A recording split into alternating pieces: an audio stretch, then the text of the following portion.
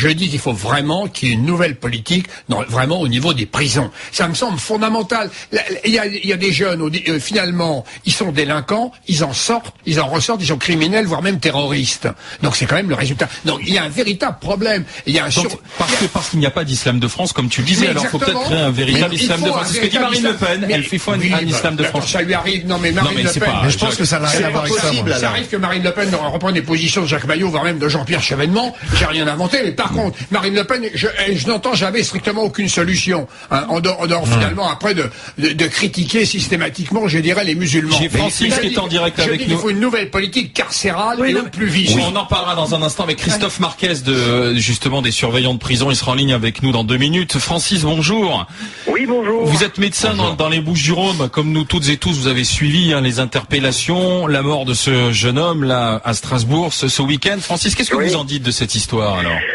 C'est quelque chose qui est présent dans notre société depuis probablement plus de 10 ans maintenant, où l'islam prend une place qu'on n'aurait jamais dû lui laisser. L'islam essaye de s'imposer dans notre société.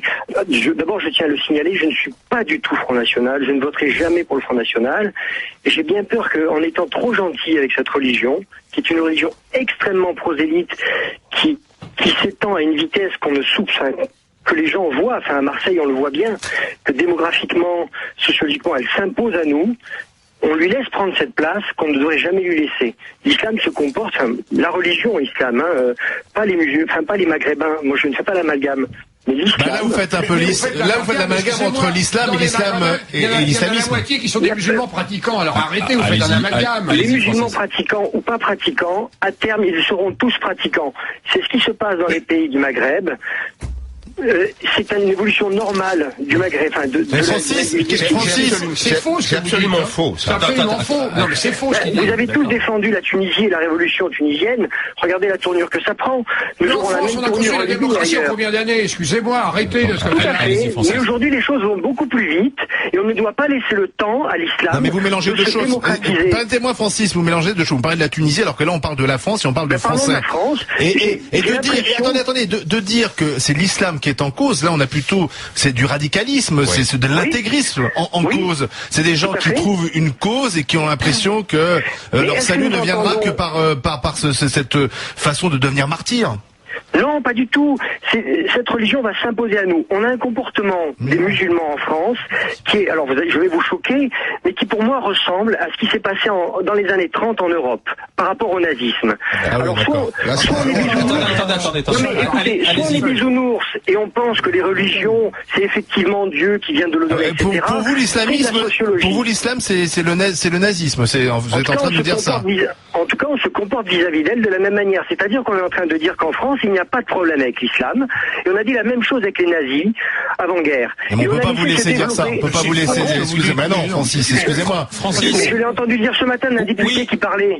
C'était la forme la plus aboutie de fascisme actuellement. Vous savez qui mélangez deux choses. Vous savez qui l'a dit ce matin, qui a repris cette image? C'est Richard Prasquier, le président du CRIF. Qui a repris cette image de nazisme. Il a toujours des déclarations très modérées. Non, mais je sais pas, peut-être que vous l'avez entendu, justement, parce que pour lui, le fondamentalisme islamique. Ah oui, c'est pas la même chose que l'islam. Oui, c'est ça. Traite les juifs de la même manière que les nazis les traitaient. C'est-à-dire, que c'est des fils de chiens, des fils de rats. Est-ce que vous connaissez sur la Terre un seul pays dans lequel l'islam est la religion principale, un seul pays démocratique, un seul pays dans lequel les droits de l'homme sont respectés, un seul pays dans lequel la femme est respectée? Non, ça n'existe pas. C'est une religion qui veut s'imposer à la société, d'ailleurs. Non mais Francis, le problème c'est que vous faites des généralités, vous mélangez tous les musulmans avec les islamistes radicaux. Mais si, vous nous expliquez, vous nous expliquez que tous les musulmans sont des nazis en puissance et qu'on est bisounours face à eux. C'est ça que vous nous racontez en ce moment à l'antenne. Ah bon? Je ne dirais jamais que tous les Allemands étaient des nazis. Par contre, dans un mouvement sociétal compliqué aujourd'hui, avec effectivement un pays, une Europe qui va s'appauvrir, des difficultés sociales qui vont devenir de plus en plus importantes, l'islam, parce que les nazis n'existent plus, parce que le communisme n'existe plus, c'est des courants de pensée, et l'islam deviendra un problème dans notre démocratie. Et en plus, l'islam ne veut pas se substituer, ne veut pas se mettre toujours au-dessus des lois de la République, et n'accepte pas les lois de la République. Ils mettent en avant d'abord les lois de Dieu. Et on a dit à la religion catholique en 1905, gardez votre place. Disons aujourd'hui à l'islam et aux musulmans, gardez votre place. Acceptez d'abord le code civil et toutes les lois de la République, et ensuite vous nous parlerez de votre Mais Dieu. il accepte, il accepte. Très grande majorité, quand même 99% des musulmans qui vivent sur ce pays. Merci Francis d'avoir été avec nous. Francis qui a joué les grandes gueules. À tort ou à raison, d'ailleurs, on partage ou pas son opinion. Dans un instant, merci Francis, bonne journée. On continue de parler.